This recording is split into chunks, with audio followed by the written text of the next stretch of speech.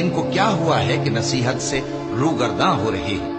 گویا گدھے ہیں کہ بدک جاتے ہیں جو شیر سے ڈر کر بھاگ جاتے ہیں۔ اصل یہ ہے کہ ان میں سے ہر شخص یہ چاہتا ہے کہ اس کے پاس کھلی ہوئی کتاب آئے۔ ایسا ہرگز نہیں ہوگا۔ حقیقت یہ ہے کہ ان کو آخرت کا خوف ہی نہیں۔ کچھ شک نہیں کہ یہ قرآن نصیحت ہے، تو جو چاہے اسے یاد رکھے، اور یاد بھی تبھی رکھیں گے جب اللہ چاہے۔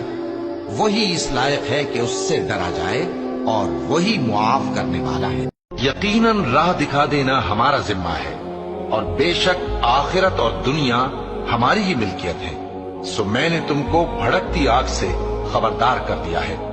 اس میں وہی داخل ہوگا جو بڑا بدبخت ہے، جس نے جھٹلایا اور منہ پھیرا، اور جو بڑا پرہیزگار ہے وہ اس سے بچا لیا جائے گا۔